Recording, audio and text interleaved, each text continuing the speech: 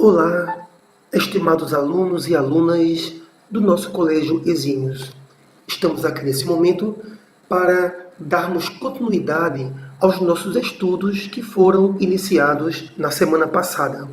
Bem, como todos nós bem sabemos, estamos passando por um momento em nosso país que está nos impedindo momentaneamente de nos encontrarmos no mesmo espaço físico para continuarmos os nossos estudos.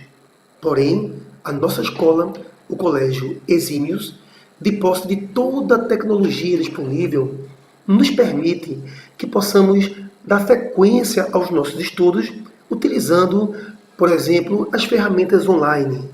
Sendo assim, eu convido a cada aluno para observarmos esse tema do nosso segundo trimestre letivo. O nosso tema, nesse momento, chama-se Configuração Eletrônica dos Elementos Químicos. E vamos, nesse capítulo, estudar o comportamento do elétron na eletrosfera. É fundamental reforçar para os alunos esse nosso estudo, ele base o nosso livro de Química, especificamente no capítulo 7 do nosso livro. Conforme você observa aqui na imagem, o nosso capítulo 7 sobre modelo atômico segundo a mecânica ondulatória. Se o nosso aluno deseja acompanhar o estudo pelo nosso livro, reforço então que o aluno pode verificar a página 25 do livro.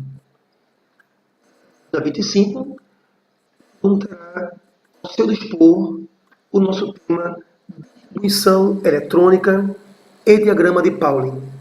Todavia, nesse momento, nós vamos sair apenas um pouco das páginas do nosso livro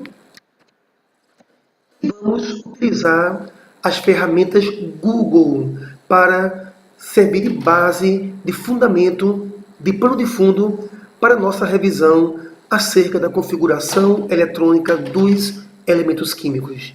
Vamos então dar início aos nossos estudos. Bem, alunos e alunas, para que seja possível compreendermos a configuração eletrônica dos elementos químicos, inicialmente nós precisamos relembrar os estudos realizados por Niels Bohr. Segundo Niels Bohr, a eletrosfera é constituída por camadas eletrônicas. Essas camadas eletrônicas, também conhecidas como níveis de energia, são reconhecidas como camadas K, L, M, N, camada O, P e camada Q.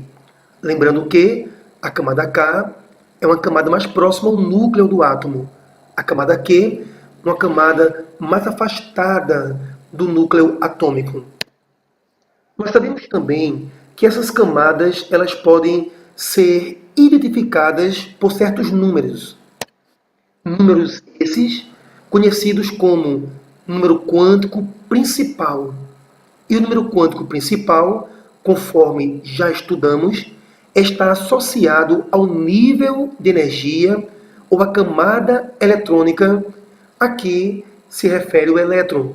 Então nós temos o número quântico 1, indicando a camada K, o número quântico 2 para a camada L, e assim nós temos camada M, número quântico principal 3, 4, 5, 6 e 7, respectivamente para as camadas M, N, O, P e Q. Nós bem sabemos, na verdade, quântico é todo dado associado ao estudo do elétron. No caso, o número quântico principal é um dado numérico associado ao nível eletrônico enquanto o elétron. Lembrando que, quando nós falamos na expressão número quântico, estamos nos referindo a um dado numérico, lembrando, associado ao estudo do elétron. Porém, eu acredito que o nosso aluno também lembra da quantidade de elétrons encontrada em cada uma das camadas eletrônicas. No caso, nos átomos que iremos estudar, nos átomos que realmente o nosso estudo será focado, na camada K, 2 elétrons, na camada L, 8 elétrons, na camada M, 18 elétrons. A camada N, nós temos 32 elétrons, a camada O, 32 elétrons, a camada P, 18 elétrons, e a camada Q nós temos 8 elétrons. Lembrando que, na verdade, nas camadas O, P e Q, essas quantidades de elétrons, 32, 18 e 8, não correspondem realmente ao máximo de elétrons que essas camadas poderiam ter. Nós lembramos muito bem que é possível determinar a quantidade máxima de elétrons por nível. E esse cálculo é realizado através da expressão 2 vezes n ao quadrado. Esse n, na verdade, é o número quântico principal. No caso, na camada K, esse n corresponde a 1. Então vejamos como realizar o cálculo da quantidade máxima de elétrons por camada. Então observe, na camada K, nós temos o nível 1, então o cálculo seria N1, 1 ao quadrado, 1 vezes 2, 2. Então a camada K, ela pode ter até 2 elétrons. A camada L, que é a camada de N2, poderia ter 8 elétrons, conforme o cálculo que você observa. A camada M, que é a camada de N3, suporta 18 elétrons, no máximo. A camada N, que é o nível número 4, observe o cálculo. 4 ao quadrado, 16, vezes 2, 32. Realmente, a camada N, ela chega até 32 elétrons. Todavia, a quinta camada, que é a camada O, ela suporta até 50 elétrons no máximo. Porém, nos átomos que nós estudamos nesse momento, não temos a camada O com esse máximo de 50 elétrons. O mesmo acontece com a camada P, que é a sexta camada, onde você encontra 72 elétrons como sendo o máximo. Porém, nos átomos que nós conhecemos, nós não temos 72 elétrons na camada Q. Observe ainda que a camada Q, ela, que é a sétima camada, ela teoricamente suporta 98 elétrons. Sendo assim, é fundamental lembrarmos que nós iremos trabalhar com uma certa quantidade de camadas, conforme especificado nessa imagem que observamos nesse momento. As camadas K, L, M, N, O, P e Q, nos átomos que realmente iremos estudar, as camadas apresentam respectivamente 2, 8, 18, 32 elétrons, 32, 18 e 8. Reforçando ainda, nessa mesma imagem, que a cada camada eletrônica nós temos a ela associada um número quântico denominado número quântico principal. Número quântico esse, apenas reforçando a teoria, associado ao nível de energia ou à camada eletrônica. Bem, alunos e alunas de Química do nosso Colégio Exímios, dando sequência ao estudo do comportamento do elétron, vamos agora relembrar os estudos realizados por Sommerfeld. Você recorda da semana passada que nós estudamos que Sommerfeld ele foi o responsável pelos estudos que mostraram que os níveis de energia são organizados em subníveis, ou seja, as camadas eletrônicas são formadas por subcamadas eletrônicas, segundo Sommerfeld. Ora, essas subcamadas eletrônicas, ou esses subníveis, eles são identificados pelas letras S, P, D, F, para os 4 subníveis de maior relevância para o nosso estudo. Todavia, nós sabemos que além dos subníveis S, P, D, F, nós temos outros subníveis. Subnível G, H, I, subnível J, mas subníveis esses que não serão focados em nosso estudo. Os subníveis também apresentarão, associados a cada um deles, um número quântico, denominado número quântico secundário, que será simbolizado pela letra L.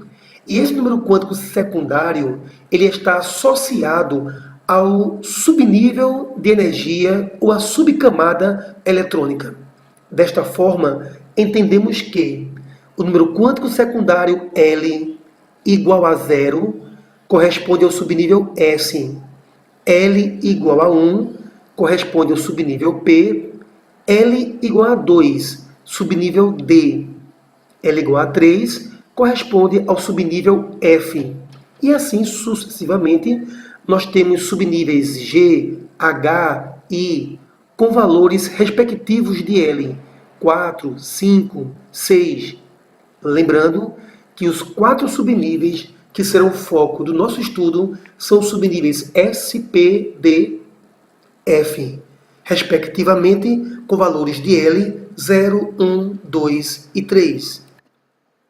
Nós sabemos também que esses subníveis de energia comportam uma certa quantidade máxima de elétrons. No caso do subnível S, nós temos no máximo 2 elétrons. P, 6 elétrons. Subnível D, 10 elétrons. Subnível F, 14 elétrons. Focando ainda que os subníveis de maior importância para o nosso estudo, principalmente no 9º ano, são os subníveis S, P, D, F, respectivamente com o máximo de 2, 6, 10 e 14 elétrons para o subnível F. Lembrando a cada um dos nossos alunos que a quantidade máxima de elétrons em cada subnível pode ser determinada pela expressão 4L mais 2. Ora, nós sabemos que os subníveis apresentam a cada um associado um valor de L. E com esse valor de L, nós iremos projetar o máximo de elétrons por subnível. Então temos o cálculo, por exemplo, para o subnível S. L igual a 0. Então nós temos 4 vezes 0, 0 mais 2. Nós temos 2 elétrons no subnível S. Observe que o subnível P, com L igual a 1, o cálculo mostra que teremos no máximo 6 elétrons nesse subnível P. No subnível D, com L igual a 2, observe que 4 vezes 2, 8, mais 2, 10, confirmando que o subnível D suporta no máximo 10 elétrons. O subnível F, conforme o cálculo nos mostra, no máximo terá 14 elétrons. Os subníveis G, H e I, com valores de L 4, 5, 6, terão, respectivamente, 18, 22, 26 elétrons. Lembrando ainda que apenas os subníveis S, P, D e F serão relevantes para o nosso estudo. Ora, nós temos agora alguns comentários acerca da representação, a notação para subníveis de energia. Você sabe que notação se refere à forma de se escrever, de se registrar determinada informação. Então, o subnível S, com 2 elétrons, será simbolizado por S, expoente 2. Lê-se S2. O subnível P, com 6 elétrons, será simbolizado por P, expoente 6. Lê-se P6. O subnível D, com 10 elétrons, simbolizado por D, expoente 10. Lê-se D10. E o subnível F, com 14 elétrons, será representado por F14. Então temos, nessa imagem importante, a simbologia para cada subnível com sua respectiva quantidade máxima de elétrons. S2, P6, D10 F14. Dando sequência, vamos falar sobre a representação, a notação para os subníveis e níveis de energia. Dessa forma, observe. Nível 1, subnível S, com 2 elétrons. 1s2 está significando nível 1, subnível S, contendo 2 elétrons. Vamos prosseguir a análise da simbologia que será usada para representar nível, subnível e sua respectiva quantidade de elétrons. Nível 2, subnível S, contendo 2 elétrons. S é a simbologia, 2s2. Exemplo, subnível P do nível 2 com 6 elétrons, 2p6. Um outro exemplo, nível 3, subnível S com 2 elétrons, 3s2. Um outro exemplo para o nível 3, subnível P com 6 elétrons, 3p6. Vamos ver um outro exemplo ainda, nível 3, subnível D com 10 elétrons, 3d10. Mais um exemplo que fala sobre o nível 4, subnível S, com 2 elétrons, simbolizando por 4s2. Então, essa imagem traz para você claramente como a linguagem nível, subnível e quantidade de elétrons será simbolizada. Essa imagem é importantíssima para que você acompanhe a sequência do nosso estudo. É fundamental que você, aluno, aluna de Química, entenda que os números quânticos N e L estão diretamente associados ao nível e ao subnível. Por exemplo, 2s2. Nós temos aqui segundo nível, subnível S. Isso pode ser representado por N2 e L0. Observe também 4p6. 4p6, nós temos N4, nível 4, L1. Por que L1? Porque o subnível P tem valor de L igual a 1. Outros exemplos, nós temos 6F14, onde esse 6 é o valor de N, e o subnível F terá L igual a 3. Então, N6 para o nível 6 e L3 para o subnível F. Observe ainda, no subnível 3D2, eu sei que D pode ter no máximo 10 elétrons, mas o subnível D pode, de repente, ter apenas 2 elétrons. O importante nessa simbologia é observar que 3D2 pode ser representado por N igual a 3, L igual a 2. Por que nós fizemos esses comentários? Porque a partir da sequência que teremos logo em breve, nós vamos entender que esses números quânticos são fundamentais para identificar o subnível. E esses números quânticos serão fundamentais para entender o diagrama de Pauling, que será o nosso próximo tema.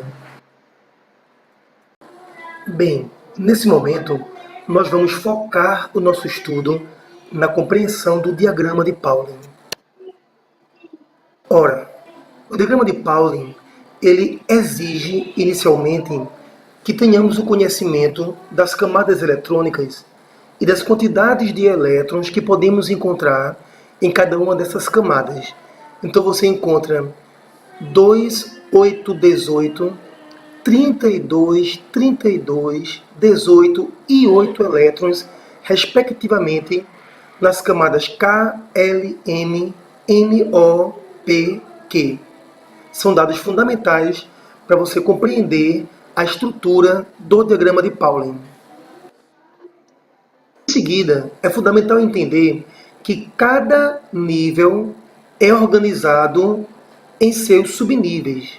Por exemplo, a camada K, com 2 elétrons, apresenta apenas o subnível S contendo 2 elétrons.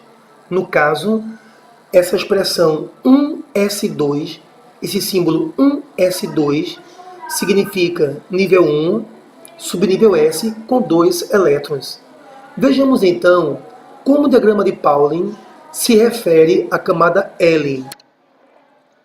Observe, a camada L, que é a segunda camada, apresenta os subníveis S e P.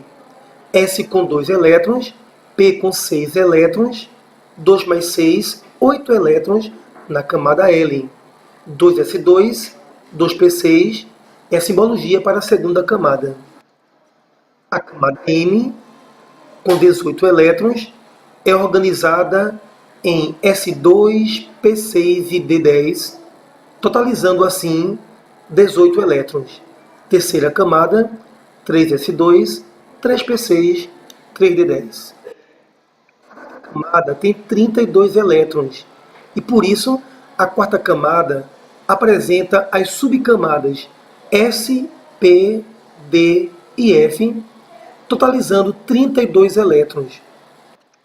A O, nós sabemos que suporta muito mais que 32 elétrons. Todavia, nos átomos que iremos estudar nesse capítulo, encontraremos até 32 elétrons na camada O. Então a quinta camada corresponde a 5s2, 5p6, 5d10 e 5f14, totalizando assim 32 elétrons. A camada P, com 18 elétrons, corresponde então a 6s2, 6p6 e 6d10. Ainda a sétima camada com apenas 8 elétrons, ou seja, 7s2 e 7p6, representando a sétima camada eletrônica. Essa é a estrutura do nosso diagrama de Pauling. Dando sequência ao nosso estudo, iremos agora analisar alguns detalhes com relação ao diagrama de Pauling. É bom lembrar que nesse diagrama nós temos representadas regiões da eletrosfera caracterizadas, diferenciadas pelo nível de energia que cada região apresenta. É fundamental, nessa etapa do nosso estudo, que o aluno compreenda que cada subnível corresponde a um certo nível de energia. E vamos então estudar a questão da energia associada a cada subnível. Então, nosso novo tema é energia dos subníveis. E o primeiro princípio que rege esse estudo diz o seguinte: a estabilidade da eletrosfera é máxima quando seus elétrons se encontram no estado de mais baixa energia, ou seja, a estabilidade está associada a um nível cada vez menor de energia. Podemos ainda comentar que, para uma melhor análise desse tema, vamos considerar duas possibilidades de movimentação para um certo elétron. Então, nesse momento, nas imagens que se seguem, eu vou lançar para vocês duas possibilidades de transição eletrônica de uma região para outra. Na primeira possibilidade, vamos admitir que um elétron possa transitar do subnível 6s para o subnível 4f. Uma possibilidade de movimentação para o elétron. A pergunta é: será que a transição eletrônica de 6s para 4f é espontânea?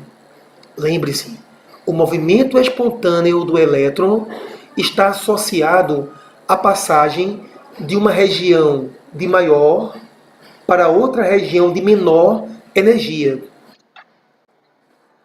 Uma segunda possibilidade de transição eletrônica é que você observa agora. Seria espontâneo o movimento do elétron da região 4f para a região 6s? Ora, qual das duas possibilidades ocorrerá espontaneamente?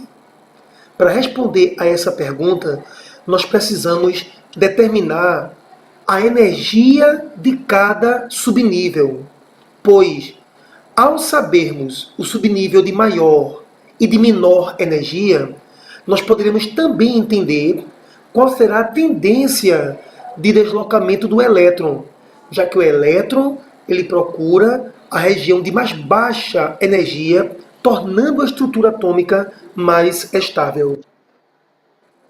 Será espontânea a movimentação na qual o elétron migrar da região de maior energia em direção à região de menor energia. Sendo assim, vamos ver como se realiza a determinação da energia dos subníveis. Temos então a energia do subnível é proporcional à soma n mais L, sendo n o número quântico principal e L o número quântico secundário. Então vamos aqui determinar a energia associada ao subnível 4F. No caso do subnível 4F, nós temos N igual a 4, L igual a 3. Então, a energia do subnível 4F é proporcional ao valor 7. Esse 7 nos dá uma dimensão do patamar energético da região 4F. Para o subnível 6S, nós podemos observar N6, também temos L0, pois o subnível S tem L igual a 0. Sendo assim, a energia da região 6S é proporcional a 6.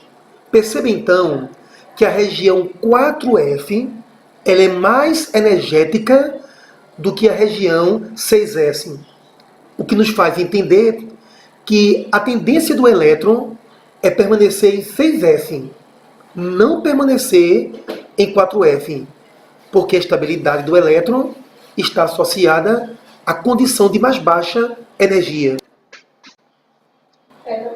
Então, entendemos que qual a transição é espontânea? 6S para 4F ou 4F para 6S? Vamos então à nossa resposta. Essa transição de 4F para 6S, ela será espontânea. Mas por que o elétron transita de 4F para 6S espontaneamente? Porque a região 6S tem menor energia que a região 4F. Ou seja, o elétron tem tendência, inicialmente, a ocupar a região 6S, porque é uma região de mais baixa energia quando comparada a 4F. Assim, é possível afirmar que os elétrons sempre assumem, prioritariamente, os subníveis de menor energia e, em última instância, irão assumir os estados de maior energia. Se você compara os subníveis 4F e 6S, você percebe, então, que a região 6S tem menos energia que 4F. Ou seja, o elétron tende prioritariamente a permanecer na região 6S. A região 4F será ocupada apenas depois que a região 6S já tiver os seus elétrons. 6S tem prioridade a ser preenchida por elétrons primeiro que a região 4F, porque o elétron assume prioritariamente e inicialmente as regiões de menor energia para que o elétron, para que o átomo tenha maior estabilidade. Bem, alunos, então nesse momento, com base em tudo aquilo que comentamos anteriormente, iremos estudar quais são os critérios de preenchimento da eletrosfera. Iremos ver nesse item que os elétrons eles se organizam na eletrosfera numa ordem crescente de energia dos subníveis, ou seja, as primeiras regiões da eletrosfera a serem ocupadas por elétrons são as regiões de baixa energia. E por último, são preenchidas por elétrons as regiões de maior energia. Ou seja, no diagrama de Pauling, a ordem crescente de energia dos subníveis pode ser observada pela maneira que vamos mostrar nas próximas imagens. Então, a sequência de imagens que nós teremos irá nos orientar acerca do entendimento de quais são as regiões de menor energia e quais serão as regiões de maiores energias, porque a ocupação da eletrosfera tem prioridade a iniciar pelas regiões de baixa energia. Bem, aqui nós temos o diagrama de Pauling, certo? E o nosso objetivo agora é, dentre todas essas regiões, tentar observar qual a região de mais baixa energia, que será então, primeiramente, ocupada por elétrons. Pauling, nós podemos, através de cálculos, observar que a primeira região com menor energia é a região 1s2, sendo essa, então, a primeira região a ser ocupada por elétrons. Depois que a região 1s2 está ocupada por elétrons, a próxima região será 2s2. Em seguida, nós teremos a região 2p6 e, após isso, a região 3s2. Essa é a sequência com que os elétrons ocupam a eletrosfera, porque essa sequência mostra que os elétrons preenchem prioritariamente as regiões de menor energia. Observe, pelo início desse comentário, que a sequência com que os elétrons ocupam a eletrosfera pode ser lida, pode ser observada no diagrama de Pauling em diagonais. Ou seja, após a região 3s2, as próximas regiões em ordem de energia a receberem elétrons serão região 3p6 e em seguida 4s2. Seguindo a tendência das diagonais, você observa que após 4s2, nós teremos 3d10, 4p6, 5s2. A região 5s2 é seguida pela região D10, 5p6, 6s2, porque essa é a ordem crescente de energia dos subníveis, mostrada no diagrama de Pauling em uma leitura diagonal desse diagrama. Então você pode antecipar qual o próximo subnível a ser preenchido por elétrons. Sem dúvida, a região 4F, após 5D, 6P e 7S. A configuração eletrônica, após 7S, segue 5F14, 6D10 e 7P6. Essa imagem, estimado aluno, é importantíssima, porque está mostrando para você a ordem crescente de energia dos subníveis. E é nessa ordem que os elétrons eles ocupam os subníveis da eletrosfera. Bem, alunos, de posse do diagrama de Pauling, vamos agora procurar observar como esse diagrama pode nos auxiliar na compreensão da configuração eletrônica em ordem crescente de energia. O primeiro exemplo que vamos utilizar para compreender a configuração eletrônica é o caso do elemento ferro. Antes, inclusive, nós iremos observar uma pequena contextualização acerca do ferro. O ferro é o metal mais abundante do planeta Terra. Isso faz do ferro uma espécie química que merece nosso estudo, nossa observação. Bem, a configuração eletrônica do ferro começa com o subnível 1s2, porque é o subnível de mais baixa energia. Após o S2, nós temos a configuração seguida por 2s2. Em seguida, nós temos 2p6. E após 2p6, o próximo subnível será o subnível 3s2.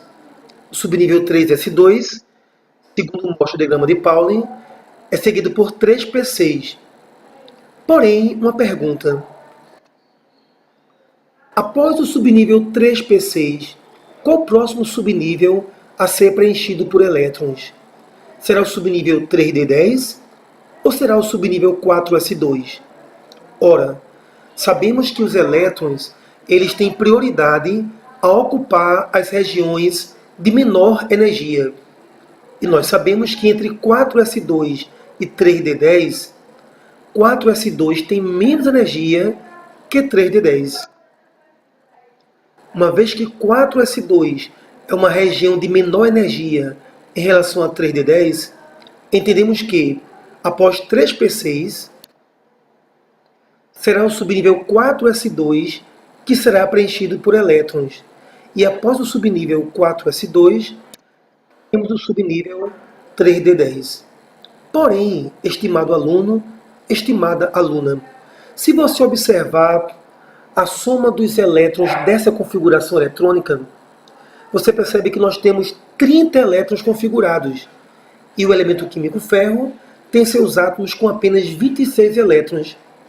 Isso significa dizer que o subnível 3D no ferro não terá 10 elétrons. No caso do ferro, o subnível 3D terá apenas 6 elétrons, 3d6, uma vez que o elemento ferro tem seus átomos com apenas 26 elétrons. Pois bem, caros alunos e alunas, essa é a configuração eletrônica dos átomos do elemento ferro, seguindo a ordem crescente de energia dos subníveis. Observamos aqui o subnível 3d6 como sendo o subnível de maior energia para o elemento ferro. Então vamos passar para um segundo exemplo, o caso do elemento estrôncio. O elemento estrôncio, uma pequena curiosidade acerca dele, ele já foi muito utilizado na forma de cristais para tubos de raios catódicos em televisores coloridos antigos, televisores de tubo. Muitas pessoas não sabem que o televisor de tubo ele apresentava a possibilidade de emitir raio-x. E para evitar que os televisores emitissem raio-x, então os tubos apresentavam cristais de estrôncio, que seriam encarregados de evitar a propagação dos raios-x e, logicamente, atacar os espectadores diante dos televisores. Então, o elemento estrôncio, ele por muito tempo foi utilizado para evitar, digamos assim, incidência de raio-x sobre as pessoas diante dos televisores. Porém, deixando um pouco à parte essa contextualização acerca do estrôncio, observa a sua configuração eletrônica, que será iniciada com o subnível 1s2, uma vez que é esse o subnível de mais baixa energia. Seguida então de 2s2, em seguida 2s6, tendo adiante o subnível 3s2. Observe que a configuração eletrônica segue as diagonais no diagrama de Pauling. Após 3s2, nós temos 3p6. Mais uma vez a pergunta, após 3p6, qual o próximo subnível a receber elétrons? Será 3d10 ou será 4s2? A resposta é bem simples, 4s2 será o próximo subnível a receber elétrons, porque 4s2 é menos energético que o subnível 3d10. Temos 4s2 preenchido por elétrons, seguida 3d10. São 30 elétrons organizados. Após 3d10, se você observa a diagonal do diagrama de Pauling, nós temos 4p6 e após 4p6, mais uma vez temos a pergunta, qual o próximo subnível a receber elétrons? Será 4d10, que se encontra na mesma camada eletrônica de P, ou será 5s2? Ora, é possível, através de cálculos, demonstrar que 5s é uma região de baixa energia em comparação com 4D, o que significa dizer que após 4P6, a próxima região de mais baixa energia e que irá receber elétrons será a região 5S com 2 elétrons, tendo aqui o elemento químico estrôncio com seus 32 elétrons configurados, sendo 5S2 o seu subnível de maior energia. Lembrando que o subnível de maior energia também é conhecido como subnível diferencial. Na sequência, vamos reforçar os comentários sobre subnível de maior energia. O subnível de maior energia é aquele subnível que apresenta o maior valor da soma N mais L, que já comentamos anteriormente. Então, se você observa o estrôncio, observe que 1S2, 2S2 e 2P6 estão na ordem crescente de energia, ordem essa que é demonstrada claramente pelos cálculos da soma N mais L. Observe que 2P6 tem a soma NL3, que é maior que a soma NL2 para 2S, que é maior que a soma NL1 para 1S. Na sequência, nós temos 3S2. Se você observa a soma NL de 3S, é a mesma soma NL de 2P. Mas por que 3S é considerado como de maior energia? Ora, a norma diz que quando a soma N mais L tiver o mesmo valor, então o subnível que tiver maior N terá maior energia. Então, entre 2P e 3S, 3S tem mais energia porque o N é maior, mesmo tendo a maior soma NL. Na sequência, nós temos 3P e 4S, ambos com a soma NL igual a 4. Porém, 4S é mais energético que 3P porque tem um N maior, N4. 3P tem menos energia que 4S, por isso que 3P é preenchido prioritariamente e em seguida 4S. Na sequência, nós temos 3D, 4P e 5S. Ambos 3D, 4P e 5S com a mesma soma NL.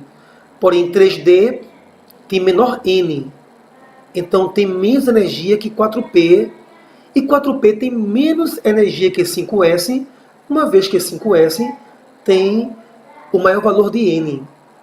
Se levar em conta que 5S, 4P e 3D apresentam a mesma soma N mais L.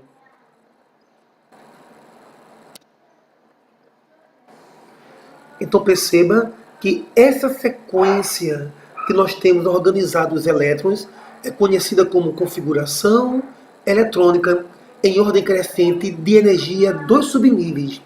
E essa sequência crescente de energia dos subníveis será o grande subsídio, o grande fundamento teórico para você entender os próximos fundamentos químicos que serão estudados nos capítulos posteriores. 5S2 é o subnível mais energético do estrôncio, porque ele apresenta a maior soma N mais L, princípio fundamental na configuração eletrônica. Conclusão: na configuração eletrônica em ordem crescente de energia dos subníveis, é fácil você perceber que cada novo subnível acrescentado à direita da sequência, logicamente, é mais energético que os subníveis anteriores, tendo sido esse princípio comprovado pelos exemplos seguindo a soma N mais L.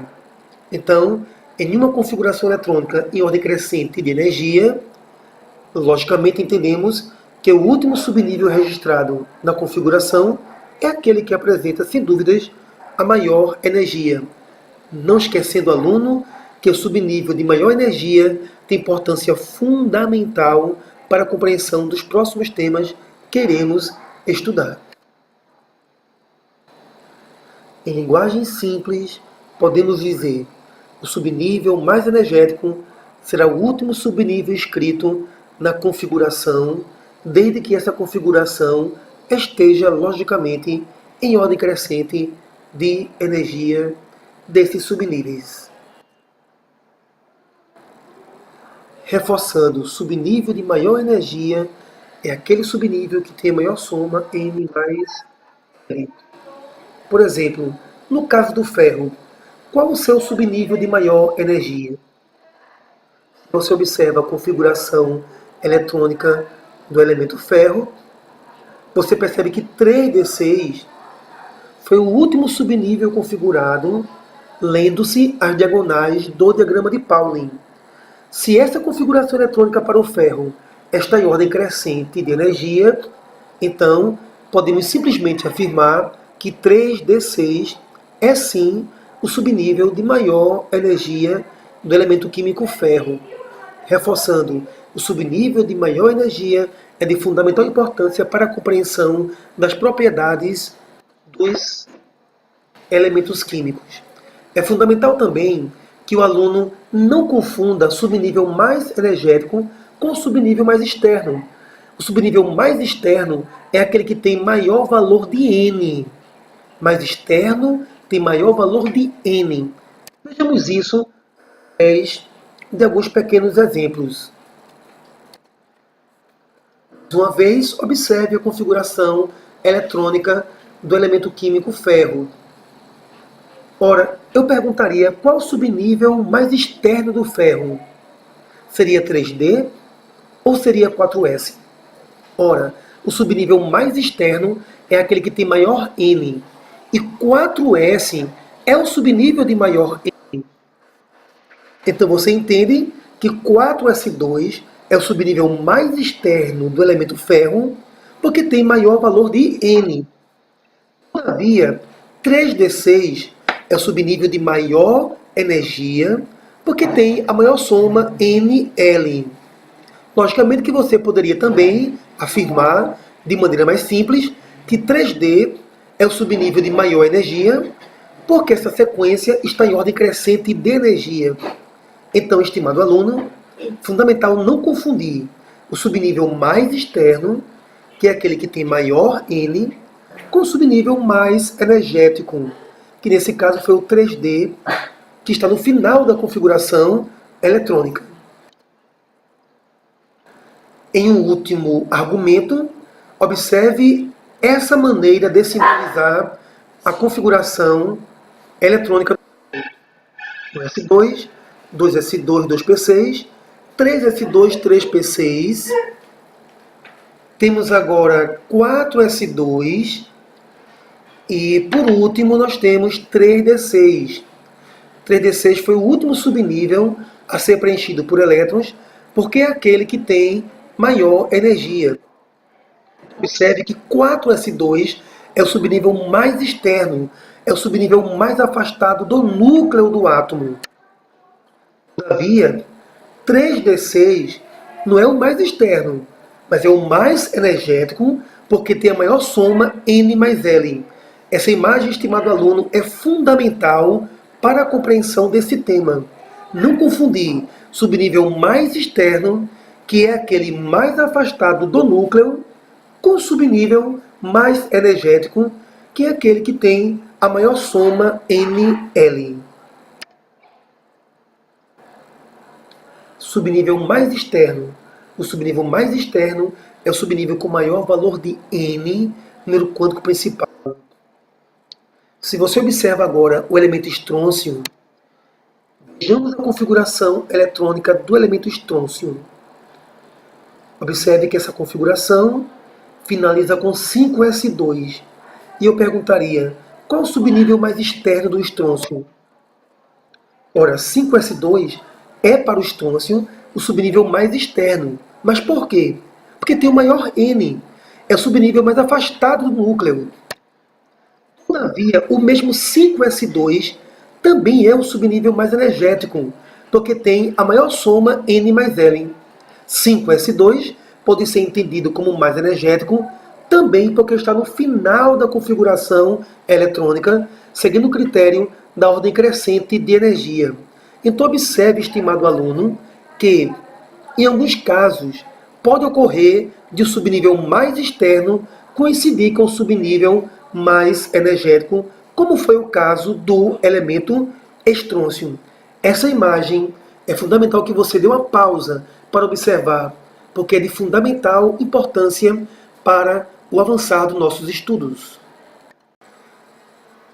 Na sequência do nosso estudo, vamos agora realizar alguns comentários acerca da camada ou nível de valência.